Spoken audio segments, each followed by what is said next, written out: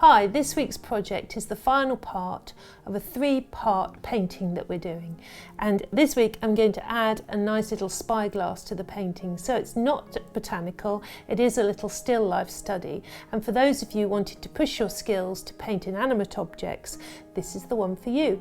So we've got the beautiful tones of the silver to do, we've also got the reflection of the glass to do, and we've got a lot of detail, and we've also included on this tutorial the cast shadow of the 3 objects we've put on the painting.